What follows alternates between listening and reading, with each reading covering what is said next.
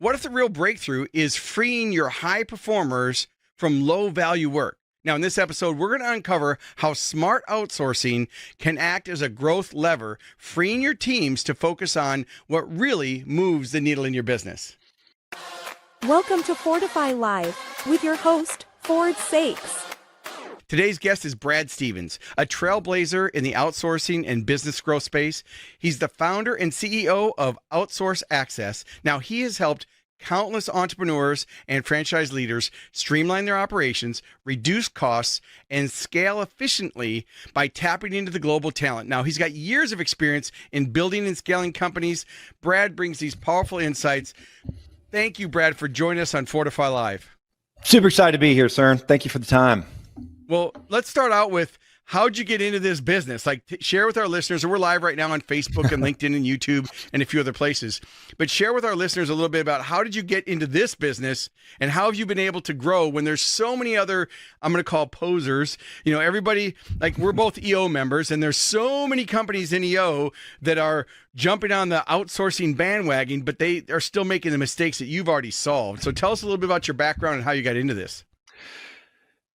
Yeah, every entrepreneur has kind of got their interesting path, and never knew I'd be in a place where I would have a business with, 500 people on the other side of the planet. You never know where these entrepreneurial journeys will end up taking you. But yeah, I'm originally from Atlanta, Georgia, here where I'm at, currently, and grew up in an entrepreneurial family and kind of knew I was going to maybe take that path, and so that's what I've done the last 25 years and built companies in different industries. And to grow my last business, actually, we manufactured and distributed teeth whitening products of all things in about 18 different countries. We sold to the dental industry, the beauty industry, and one day before we had a mess happen with one of our products.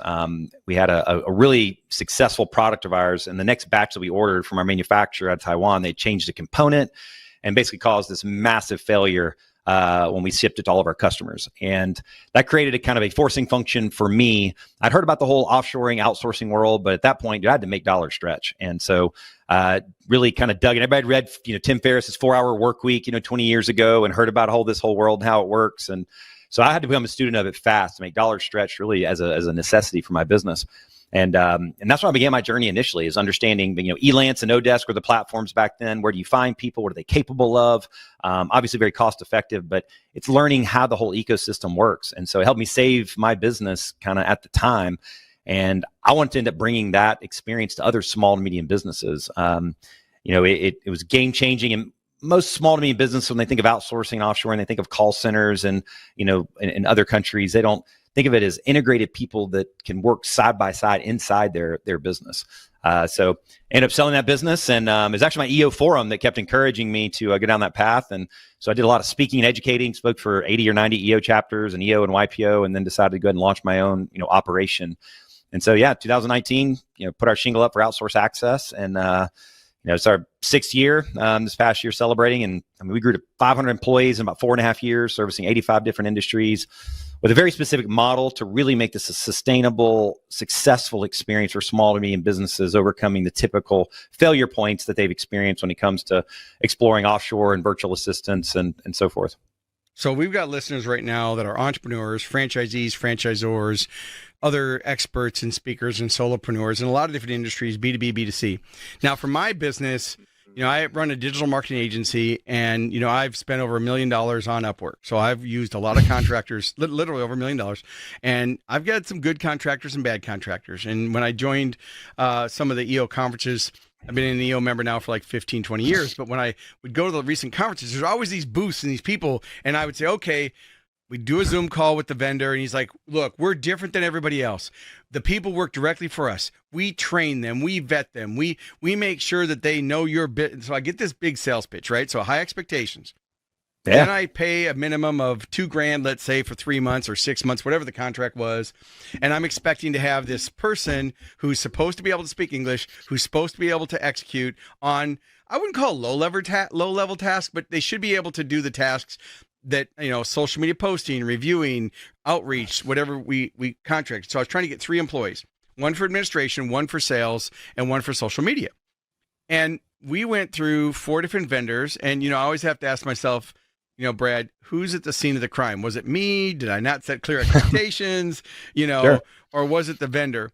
But we went through like 4 vendors. And then you and I jumped on a call. We were talking. I'm like, you know what? We need to get you on Fortify Live to share with our listeners the do's and don'ts and the mistakes that most people make. So now that you've grown so fast, share with our listeners who may be on the fence. They want to outsource, but they're not even sure where to go. Al, thanks for sharing. And look, I completely understand. And, as you know, as a former marketing, in the agency space, it's kind of the same thing. You kind of fall into that same commoditized bucket of, another $5,000 retainer in 6 months, and I'm not going to get results. And you're going to be different than every other marketing agency, right? And you've got to kind of differentiate, what you do. And so, yeah, and there are some great other, firms that are out there. But in my journey around it, and there's they do a lot of those types of elements in terms of, training and onboarding. But, one of the things I found, and actually because of EO, is from a culture standpoint and creating an organization that attracted the right kind of talent that were committed and we're going to grow and develop, with us. They weren't just coming to get another paycheck, another job. There are companies that hire people as employees, but they don't really take care of their people at a deep level. And the other thing is they don't fully manage those individuals, because as we talked about, there's several different models. There's the model where you can go on a job board and just go hire someone directly like you would here in the US, and you just work with them directly and pay them via PayPal. There's firms that'll help you source and find people and actually help employ them, but then they're hands off after that. They're not managing them. You're kind of left in the seat to sort of manage. And then the path we took was kind of a fully managed approach. So yes, we did incorporate. We do hire everybody's full-time employees. The benefit of that is you do attract the right kind of people that want to pursue this as a career path. But then it's how you treat them and support them as a part of the journey with your company. I mean, we have our own magazine that we print. The only company I think in the Philippines that we dedicated nothing to our employees, that we print and distribute to all the universities. We have our own podcast celebrating our employees. We're aligned to United Nations Sustainable Development Goals that I learned because I got a chance to speak at the UN headquarters. And so we let our staff choose areas that they want to give back and invest back in the local, community engagement. But we truly take care of them and support them in their journey and their path. And we sit down day one and say, hey, what career path do you want to take with us? Do you just want to kind of be a direct VA and staff? Do you want to go into management? We have 8 leadership development growth programs so the whole model is about really helping them grow and develop. And then I probably spend 10 to 12 hours a month doing personal welcome messages to our frontline staff. And somebody in the Philippines has never had that before in their life. They get a message from the CEO. They think it's, a joke. They don't realize it's actually me. Like, no, tell me about your family, want to, why we were involved in this and want to, encourage your path ahead. So it's a culture element. I mean, you all know the old phrase, it's cliche, culture eats strategy for lunch, but that has been a big element that's helped us attract and retain the right kind of talent. And then we fully manage them, right, as well. So that's the other challenge that other companies have had is once you help people figure out their path, and they claim to help you, but a lot of times it's like, here's your talent, good luck. But we found a lot of small to medium business owners, to your question earlier, they don't know where to begin the journey. So we help them unpack their constraint points. And we have this 2-question exercise we do to really help get clarity on where their challenges are in the business, then provide the right resources to integrate. Then we have a 90-day deep integration process. And then they're being fully managed by my team with team leaders, account managers, and strategists, as well as being managed by our clients' teams ongoing, so that it's a co-managed experience in terms of that support, so that you're getting, not left on an island on how to manage and work with the resources. So, I said it earlier in the beginning, we're live right now in a bunch of places, and this audio from this becomes the Business Growth Show podcast. So if you're listening, you can check out Brad Stevens, the founder and CEO of Outsource Access, just like it sounds, outsourceaccess.com. So check him out online. Obviously do your own due diligence. This is for information and educational purposes only, but I do endorse companies and have people that I believe in, and I do believe that, he's done it. Plus, I've seen all the testimonials from the other people that I know that are using your services. So I'm next in line to do that. So I'm a lead, but that'll be the second conversation. So back to the conversation for the show. So what types of things do you think work best for outsourcing? So, businesses have the 4 areas of expertise, right? They have financial, they have operations, they have sales and marketing, and then the customer experience. So where do you feel a business should start? Now, obviously it's going to be different for we know everybody. You have to adapt. Don't adopt. You have to diagnose before you prescribe. But where do you feel is a really easy place to get a home run to let your high performers have their time back? Yeah, and that's why we do that 2-question, exercise. And I know it's, it's kind of cliche to say, well, it depends on each situation. Now we have pre-configured roles. So a lot of times when clients come to us, some of them already have identified, a particular project or need that they have. And so they're coming in specific and saying, hey, we need someone that can plug in that can perform this function. Sales and marketing support, right? Accounting and bookkeeping, unique operational functions. Because there's certain roles that are predetermined that, regardless of what business, when it's doing graphic design or it's doing accounting and bookkeeping, it's having people that are pre-trained in particular roles and functions. But then there's things that are unique to that business, that are unique operational infrastructure elements. We got a big national client we're working right now that had this billing reconciliation challenge that was very, very unique, where they had to reconcile certain elements in the business. And so we actually helped define and develop the entire workflow and training to kind of get that project executed, because they didn't have it fully kind of developed. So we kind of collaborated and worked with them in that process. But helping people figure out where to begin the journey and go to that 2-question. And I tell you, Ford, I've done it with startups we have a $300 million pharmacy group that we work with. Same exact thing. And the CEOs always say, are you sure that's simple? I'm like, yeah. So all these consultants come in with 400 questions. You only got 2? I'm like, yep. Just send these 2 questions to your people. What are you doing that you don't feel is the best use of your time? And how many hours per month are you spending on it, right? And that second part of that is really important, because a lot of people will say, well, yeah, I'm not going to put down, I don't spend that much time on it. No, it's amazing. You go through that journey, and you got to give your staff psychological safety to truly say things that they don't feel is the best use of their capabilities, but then put a pencil to it and how many hours per month are you spending on it? And then the second question is, what are the things on the radar? What are the things on the radar that you think that we should be doing in our business that we aren't due to time, money, or knowledge constraints? And I tell them, literally take those 2 simple questions, copy and paste them, email them to your managers, say, hey, we're going to meet in a week, and I want you to brain dump every single answer that you've got there. And it is unreal how many times that comes back. I've done this with thousands of companies at this point, and they unload. And the CEO's like, John, you've been with me for 8 years, and you came back with 42 items on this list. Well, you never really asked me this way. Right. And so what it does is it helps unpack the key constraints, which is things that are burdening people that have better value to add to the organization.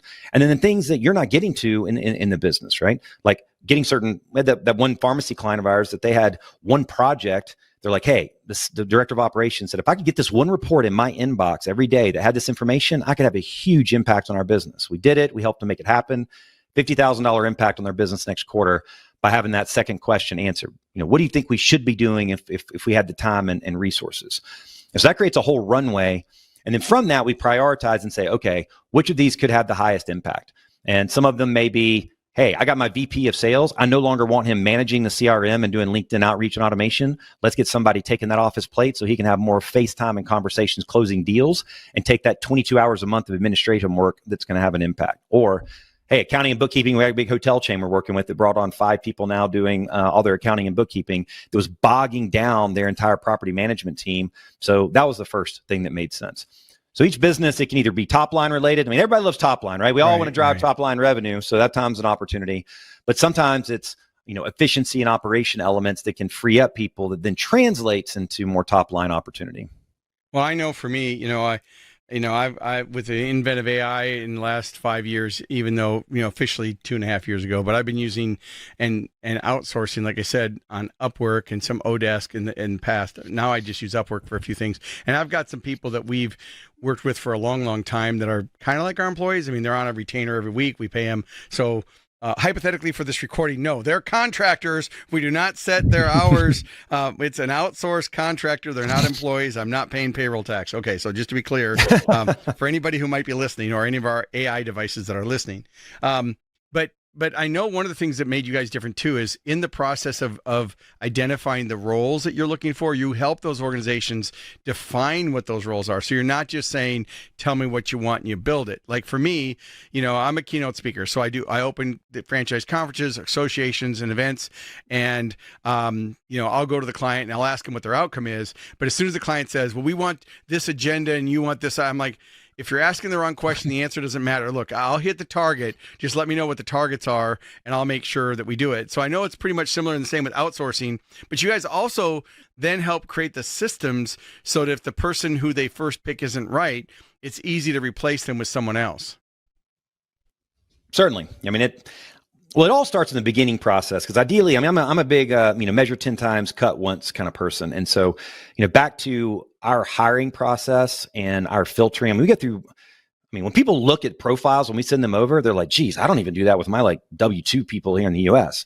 We do IQ testing, emotional intelligence testing. We use a tool called Predictive Index, people may be familiar with. It tells you all the things you don't get in interviews and resumes. A very extensive kind of profile. And then we hard interview, candidates. We're going through a couple thousand per month to really make sure that this is a career path that they're wanting to follow and be a part of our journey and really, our clients' journeys to help them be, successful. So by doing that, it does really reduce tremendously our turnover because we're really trying to find the right candidates that when we present those to individuals, we've vetted them pretty extensively. But, human beings never cease to amaze me. There's always, occasional times. Right.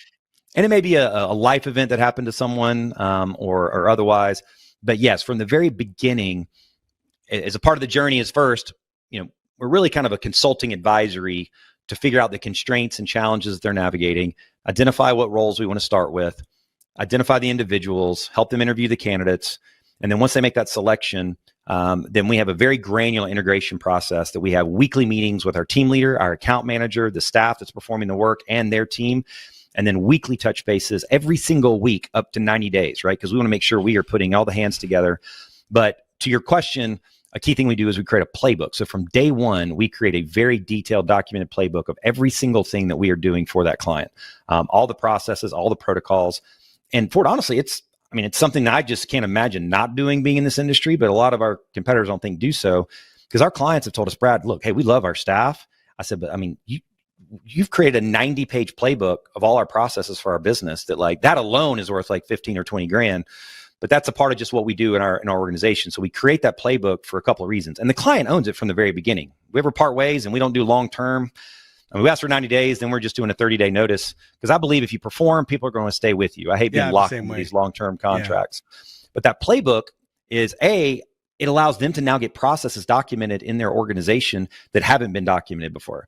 Right? Because how many businesses have had that person walk out the door with that institutional knowledge? And so by engaging with us, because we require things to kind of get documented and processed, now they're getting those things done. And then secondly, if we do need to replace someone, we've got every single thing documented. And we're big on using Loom and screencasting. So, whether it's, hey, here's how you go into the general ledger and execute XYZ, or we had a big client of ours that had a bunch of dormant leads in their CRM. And they sold rugs made in India. They sold them through interior designers in the United States. And they had 3,000 dormant leads of interior designers that hadn't bought in years. And so they ended up hiring up to 4 of our staff, do nothing but dive into their dormant leads, go do outreach and engagement. We generated $500,000 in revenue for them in 6 months from dormant leads. But we needed to work with their sales reps on the process with Salesforce.com. And so we used Loom to do the screencast recordings on the process so that we could then bring new people in and train them on it. And if we needed to replace someone, we have the entire process documented, and then we take on the burden of recruiting that replacement and pre-training them if someone ends up needing to part ways, and they have to give us a 30-day notice if for some reason we needed to transition. So yeah, creating that redundancy, and that was my mission. Our tagline is redefine how you scale. And so I wanted to make Outsource Access be a way that small to medium business and franchise, as you mentioned, we ended up working with a bunch of franchises. They came to us, some franchisees, and all of a sudden now we're working with a bunch of national brands in food and non-food in the franchise space at the franchisor or franchisee, but truly make it a sustainable, reliable experience so that they can see how somebody from another country can work side by side, integrated with their existing staff, as a win-win, kind of going forward. Awesome. Well, on that note, let's hear a word from the sponsor that makes Fortify possible. Can't cut through the online chaos? This episode is powered by Ignite Visibility, the nation's expert in ROI-driven digital marketing. We help over 90 leading franchise brands in 2,500 locations outrank competitors and convert more customers. Ready to stand out and grow? Claim your free digital marketing audit at ignitevisibility.com. Ignite your growth. All right, we're back. So, Brad, from your perspective, what are the top challenges that entrepreneurs face when it comes to their growth and operations? Because they don't know what they don't know. I mean, we talked about the wheel of excellence from operations, accounting, marketing, sales, and the customer experience. And I've always told people there's really only 4 ways to grow a business, right?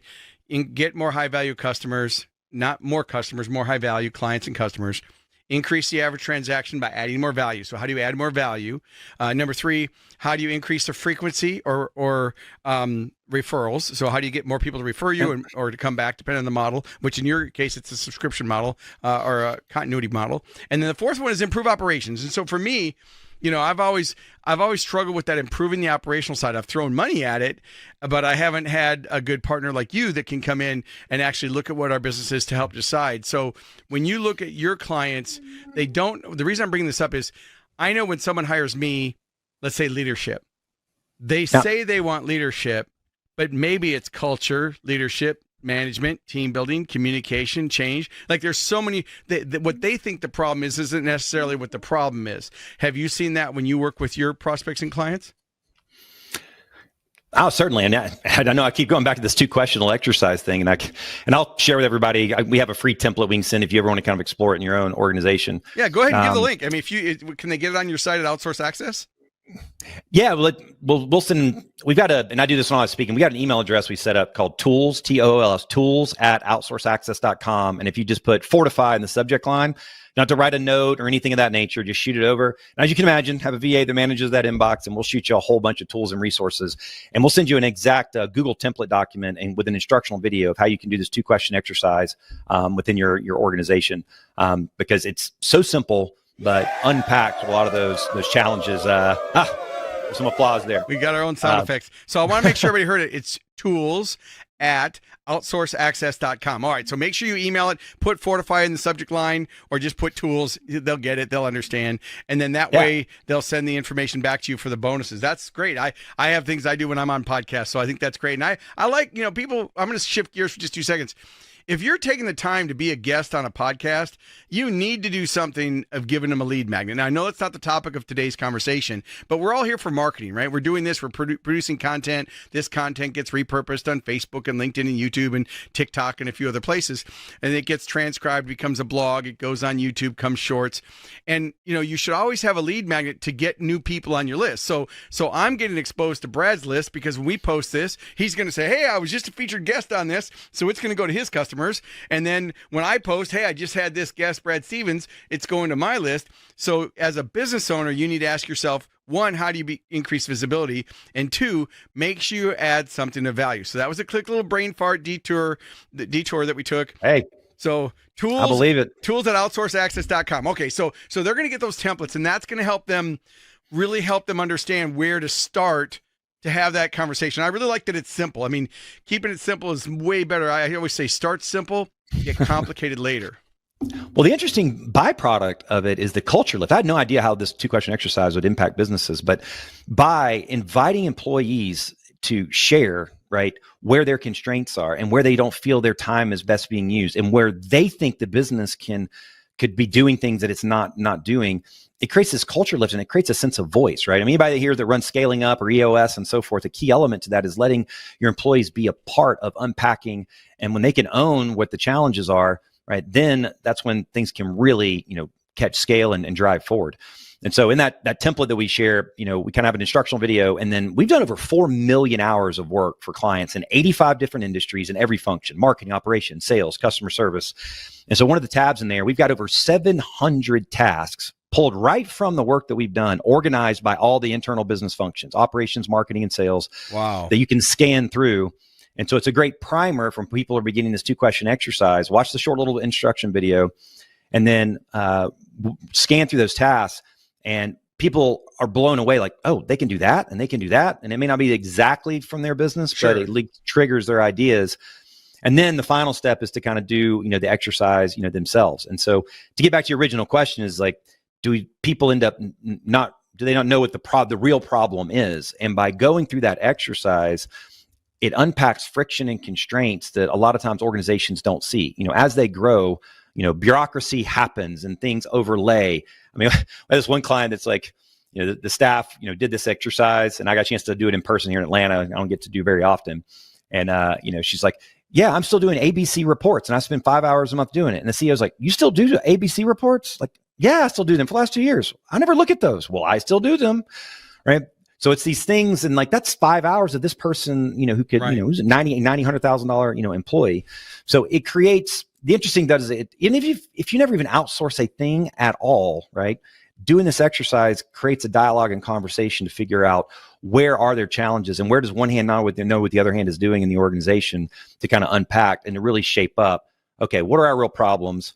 And then we, add a column to it to then rank them in terms of, okay, if we could solve this issue, which of these could have the biggest financial impact? And then kind of sort them by that, because that's really what you want to get to is what's going to have the biggest operational lift. Either we're taking things off so this person can go add more value at an e-commerce firm that we were working with, and their VP of ops was getting sucked into solving like product, complaint orders. Awful use of $90,000 VP of ops time, right? Get that back. Now she could work side by side with the owner of the company to go close big strategic enterprise type of deals. So that was like what they said. Hey, we got to get this off our VP of ops of solving these fire drills of problem orders, or it's, pure revenue related, like that one client, right? That all these dormant leads, and every business, I'm telling you, that's always a great, low hanging fruit. We got all these leads we jammed into the CRM from CSV files uploaded from this trade show and that conference and Apollo and Zoom info. And they're sitting there and, the sales reps only want to talk to the hottest ones that are ready to buy, but so many dormant opportunities. That's a great place you can kind of dig in and, re-engage. And lastly, I'll show to your point is when it comes to sales and marketing, and to piggyback on what you said about, lead magnets and so forth is, look, in the days of AI right now, you got to out content your competition, right? And just like what you're doing and I'm doing, and that's a big thing we're doing with a lot of clients with our staff is helping them produce content at scale. Business owners, and their key, staff have got to be thought leaders in creating content and getting it out there. And what I call is the nurture wheel. When I talk on this, I have a slide. I have the nurture wheel and I have the life and business events wheel. And if you can earn the right to stay on people's nurture wheel with good value content in their LinkedIn feeds, in their email, in their TikTok, there will be a life and business event at some point where you will earn the opportunity for that transaction. And you got to be able to do that at scale, and efficiently. So couldn't agree more. Well, on that topic of AI, so I always say there's 4 different levels of AI. You start with the large language models like ChatGPT, Copilot, Perplexity, Gemini, Grok, and so forth.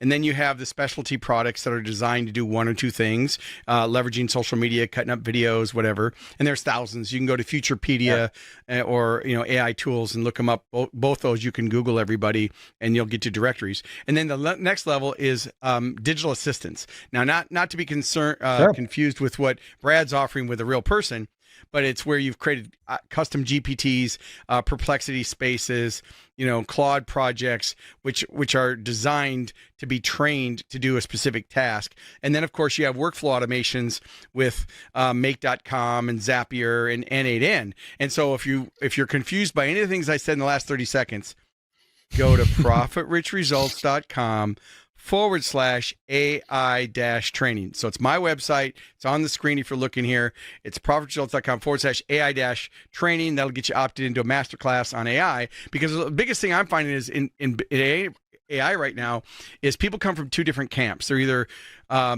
completely confused and overwhelmed. They've used ChatGPT. They're still treating it like Google. So they're getting garbage in, garbage out, and they don't see the real use of it. Or they're dangerously overconfident, thinking they've got it figured out. I can't tell you how many times I've jumped on a Zoom call with someone, and I just casually, on a scale of 1 to 10, what's your expertise level? Oh, I'm a 9 or 10. And I'm like, well, let's share your screen. And so they share the screen. One, they sometimes don't have an account, or they have an account, they haven't set their default settings. And most importantly, they haven't set their privacy settings. So everything they're putting into ChatGPT is going up to the ethers. I mean, there's so many, they don't know what they don't know. So they think they're a 9. And so after an hour with me, I'll ask them, now on a scale of 1 to 10, where you at? And they're like, I didn't know what I didn't know. So now I'm at a 1.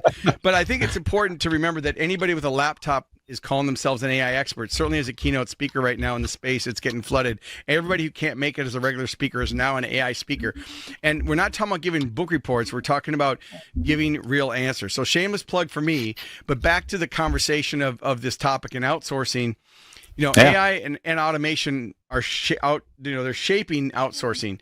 How do you see this impacting not only your business, but business owners in the next few years that are trying to leverage AI, and then they're trying to leverage outsourcing, because it just makes sense, right? COVID sped everything up. I don't even like to use that word on episodes anymore, but it's relevant today. It sped everything up. It made virtual employees and the workflow changed. We would have gotten there anyway. I just think it speeded up by about 5 years. So the question is, long road to a tiny house, Brad. How is AI and automation reshaping outsourcing? Is it affecting you guys? Are you guys using it? Do you use it with your clients? Because then I'm going to ask you a follow-up question about content. Sure. No, I mean, and you cannot have your head in the sand, where AI is concerned. The old Jim Collins, Stockdale paradox, right? Have a full faith and confidence, going to be successful in the end, but we got to face the brutal facts of where we are. And the facts is that this is changing the game. It's not a short-term tip or trick, right? This is where everything is going. I think we're seeing, we always heard, the phrase random acts of marketing, right? Well, I think there's a lot of random acts of AI that's happening. That recent report that came out that said 95% of corporate initiatives on AI have, failed per se. But because I think everybody feels like they need to go chase it and do it, but they're not doing it with, real intentionality and structure. So yes, is it going to change the game for businesses and individuals kind of longer term? Yes, but it'll just reshape how we go about doing work, as we've talked about. And so, yes, to answer your question, we absolutely, with our staff, we train them from as soon as ChatGPT came out, train our VA staff, our management staff on ChatGPT, and then Gemini. We're a Google Workspace enterprise organization, so Gemini is a huge one that we use. We actually create custom gems that we have pre-engineered to be expert advisors on our clients' industries and businesses. So when we begin our sales process with clients, we actually put it through a custom gem that we've engineered that we can identify and predict specific roles, right? With ROI by role. There's a beta that we just finished up that we're going to roll out. And then if they've done that 2-question exercise, we actually take those 2 questions that they've outputted, load it in, and it creates an entire set of roles. We had this one big franchise we're working with, gave it to us, and literally 3 different roles, and gave ROI per task, or at least estimated, ROI. So yes, we first of all train ourselves on it and use it as a tool, particularly as being a business advisor, because that's part of what we want to do with our clients is whether or not they're getting more VAs or not with us, we want to just help advise their path, ahead. As it relates to the technology, side of it, is right now there's a lot of the value add is the AI plus the human, right? And I've plugged for my podcast, How Outsourcing and AI Works for Small to Medium Business, actually right up the alley of your question there. Where I interview our clients and we share exact case studies and examples around it. More content, right? The audience is excited. Applaud for more content. But yeah, it's our YouTube, How Outsourcing and AI Works for Small to Medium Business, because people want to hear exact examples of how this stuff actually works. And so to that point, I'll share one key example related to that is a lot of what we do is help run and support the software for these businesses, right? So over the years, we've learned about 150 different software applications, right? Whether it's Litify for the personal injury law firm space. So Litify is a big case management software platform that we help run and manage for a lot of clients in that space, to your big ones, like HubSpot and Salesforce, to, platforms for home and commercial services like, House Call Pro, Field Routes. And so a big area I've found that we're helping in is, yes, are there certain elements and certain tasks and businesses that are going to be, that we're doing, they're going to be replaced by AI? Yes. But the next evolution, a lot of it is having our staff understanding how to run and manage the software applications for these businesses and the functions. And it's one of the elements. So we got this big turf care company that we work with. They have about 4,000 customers, and they use a software called Field Routes. So Field Routes is this application that helps route all their technicians to go out and spray yards every single day. And they had 3 of their staff that managed the locations who also had to manage inventory, manage chemicals, manage employees, and they had to go in this software and do the routing for all the technicians every single day and try and keep up with all the new AI capabilities and so forth. So they hired one of our staff, Ivan, who had never done this before. Within a month, got him trained up on. And so now our staff from the Philippines is doing all the routing for this entire turf care business, and he's mastering the software at 100%. And so what happens in a lot of the software and businesses, whether it's HubSpot or niche specific, or any go high level, it's all the same. It's getting used at 20 to 25% of capability. Why? Because I think you're being the individuals that are running it, right? Yeah, it's probably less than that in a lot of cases. Is that they pay the monthly fee and they're using 25% of what it can do because they've got a bunch of other things to do and they don't have time to fully maximize its capability and what's possible there. It's like our iPhones, right? I've used about 5% of what this thing's capable of. I use it for phone and texting for the most part, some of the apps, but I still pay $1,500 because of the value that I get. So being able to maximize all of the software in these companies at full utilization, and then the guys in this business that were having to do that plus the routing, now they get to focus on employee development. They get to focus on proper inventory management. They're adding more value, and now we've centralized the routing. And then the AI and all the new features that the software is coming out with that most companies never touch because they're barely using the initial features. Right. Now we're fully utilizing all that capability. And then furthermore, a lot of companies, they have turnover. So once they've gotten a staff trained on how to use Go High Level or how to use Service Titan or what have you, they walk out the door when they quit. Now all of a sudden they got to train somebody up brand new, and they lose all that, functionality. So that's a big element we're finding is mastering the software applications and then all the updates and capabilities of it. And then Christine is the other staff they added. They wanted somebody to be able to call that second question, something they wish they could be doing that they're not doing. It's like, you know what, if we could have somebody call all of our, clients before someone went to spray their yard and say, Ford, are you going to be there today? Just want to confirm we're going to come out. Then call them afterwards and say, hey, I just want to say we sprayed your yard today, saw this little brown patch, we're going to need a fungicide, $40 upsell. Our staff in the Philippines has sold $100,000 of additional services in the last 3 months for this turf care company by using the AI capabilities and tools in the software that they weren't even using before because they didn't have time to use it. So it's kind of like this 1 + 1 = 4 experience. If you take a really solid, staff, offshore staff that gets it, understands it, plus the tools, and they maximize their capability, you can get full performance. So I have two more questions before the last question will be the wrap up. But so when it comes to content, you gave a stat, the recent stat research I've done is that 92% of people are business owners or businesses are using AI now to create content. Unfortunately, 60% of that content is they're copy and pasting straight out of AI. And so it's garbage, it's just garbage. And so they have to keep the human in the loop. So, while both you and I are advocates for AI, we're both advocates to say, look, it's an and, not an or. It's not do you use this or a person. You want to keep the human in the loop, whether it's an outsourced staff or an internal staff. And then the second thing is the cost to acquire leads has gone up in all businesses, not just franchising. So because Google has changed, Google is no longer Google where it shows rankings. The search engines are now AI, and AI are now search engines. So how do you create your content in such a way that your content gets cited in AI tools, which is a whole different way of thinking about content marketing. So for our listeners here, what we're talking about here is instead of SEO, which is search engine optimization, you want to do AEO, which is answer engine optimization. You want to create content that answers the questions of your core people. So one of the things I think, getting a staff member for me is to help. One, we create custom GPTs for all our agency clients that are on retainer because it's the same. We need to be able to have their voice and all their details and compliance if they're in certain industries.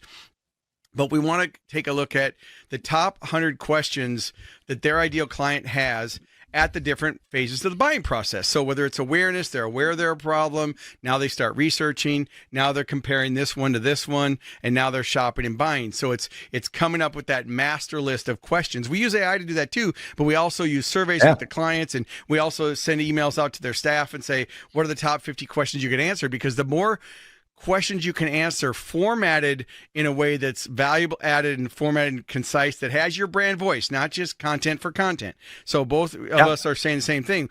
Don't just use AI and don't just use even if you hire outsourcing to produce social media, you need to have it within your compliance of your voice and your angle. Do you have any thoughts on that?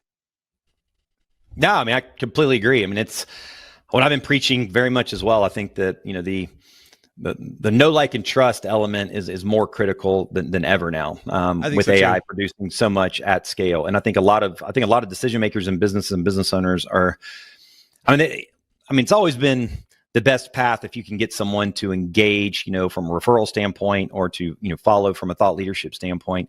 But I think they're leaning into it more than ever because AI is producing so many automated text messages, automated phone calls, automated LinkedIn messages, where I get a neat LinkedIn message. Brad, congratulations on all the 8, awards you've won at Outsource Access. It looks like you've done a great job at growing to 500 people in 4.5 years. Like, I can see that 1,000 miles away, right? That's not personalized kind of engagement, right? And so I think the fatigue is setting in more than ever, that it's just like, I'm just not paying attention to any of it. I'm going to go back to like, who can I trust and connect with to actually make a decision when it comes to a vendor selection. And so I agree. I think now more than ever, it's about using the AI tools to prompt in terms of content and ideas and strategy. I mean, I've got a custom GPT and a Gemini where I've loaded my entire life story into every single assessment I've ever taken, my Enneagram, my predictive index, my culture index. I've been an EO, right? So we've done our lifelines. Right. So I have my EO forum updates for 15 years on life, personal business. Wow. I mean, 700 hours worth that I loaded up for better or worse, right? Maybe a privacy disaster down the road, but, put it in. And I had it analyze everything, and it created, 2 years of weekly content for me, blended between leadership lessons, life lessons, family lessons, kind of across the board. So I was able to, using AI, right, to help identify and create the content, but then, authentically still delivering it, with the human voice. People are doing some of these AI avatars and what have you, and some of them are getting pretty good, I'll have to say. But I think more than ever, the human eye is going to be very keen to be able to tell the difference.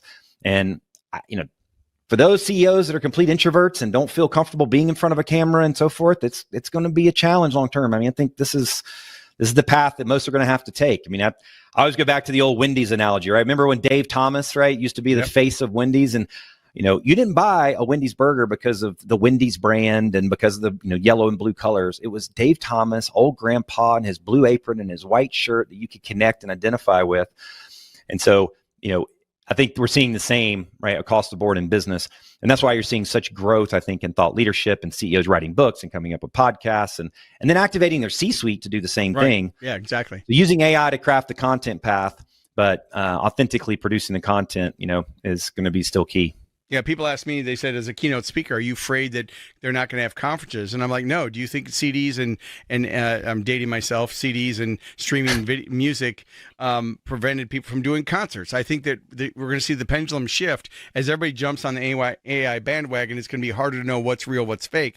But if you can have a real person, like if I get a nickel for every automated sales AI dialer that's calling, I mean, hi, how are you today? And then it waits, and then it just gives you this script, and I can say blue onion, and it just says, great to hear that, and it's bull, and it's just not real. And so I know that that's a challenge, and I think we're going to see a shift from back to the personal side. And so, my resistance with one of the companies that I hired was they said, oh, this person speaks English, but they were doing outreach, and I couldn't have them call C-level executives because their communication skills, it's not necessarily the accent. I don't care about the accent. It's just they didn't have the acumen, if that's the right word, to have those C-level communications. Yeah. And there's different ranges of talent, right? And when it comes to like voice work, and that's why, doing that assessment in the beginning is what type of work are the staff going to be doing? Because the Philippines, Americanized, culture, the United States controlled it up until 1947. So a lot of people kind of group all of Southeast Asia together. So there is a whole level difference of both cultural and English speaking. I mean, English is everybody's second language, but there are some that have different degrees of accent. So depending on the nature of work that they're doing, we certainly don't disqualify. I mean, we've got this brilliant, absolutely brilliant staff of ours that actually ended up writing some code for a client that wasn't even a part of his job that has performed phenomenally well, right? But he does have a heavier kind of accent, but we didn't want to overlook him for that because he can still communicate well in written communication, but he does have a little bit of a voice accent. But if you're looking for someone that is going to be doing voice, it is a slimmer audience, right? In the Philippines, it's going to have that level. But like Christine, who I was just talking about with our client, Yardsy, big turf care business. I mean, she's picking up the phone and calling, end user residential customers in Southeast United States, North Carolina, South Carolina, that can have different accents.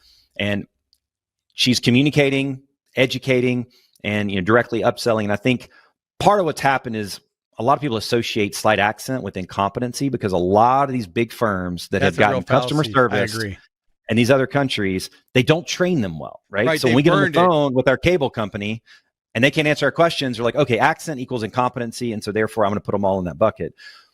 But if you can show that you're competent and know what you're doing, and so even when our staff do have a slight accent in speaking sometimes, as long as they can demonstrate competency very quickly, that quickly fades away because that's really kind of what they're looking for.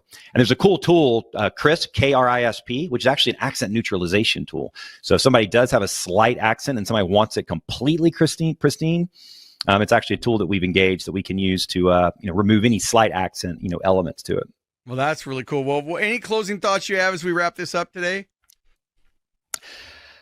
Oh, it's a great subject matter that we're covering here. And, hopefully we can just encourage the listeners. I mean, I know you and I are on the content, bandwagon. But I go back to my 2-question exercise. I just think it's a phenomenal, that's a great, simple way to just unpack constraints in the organization. And I just keep seeing it over and over again happen with companies of all sizes. I had a woman coming up to me I'm in YPO as well. And she came up to me at an event because I did a TEDx talk on that concept, or an EOX kind of TEDx type talk on it. Right. And she came out of nowhere and she said, Brad, I heard you. I went back and did that with my staff. And you're right. It was incredible. And this woman, she's not going to buy VAs. Actually, her husband has us in that industry, but she's like, it's amazing what that did for us. So I encourage everybody, go down that. You can shoot that email, tools@outsourceaccess.com, put Fortify in the subject. We'll be happy to send that your way. And I'd love to get your feedback. Share with us your journey. Happy to provide education and insights on it. And then secondly, look, get on the content creation wagon and build that AI muscle. The tool that Fortify shared there on his website, just start making, even my own staff today, we're very AI forward, but just, you got to keep using that muscle and thinking of ways creatively that you can use it. I mean, last Saturday, I helped my kids write a children's book with Gemini with the front cover on it and everything. Yep. Our son calls us the taker longers. He's 6 years old, because we can't get out the door. And so we ended up making a little children's book called The Taker Longers. They created a whole cover for it, an entire 15 chapter book. So all parts of your life, just start building that muscle and you'll find it unpack in ways and surprise yourself. Well, thank you so much for being here today.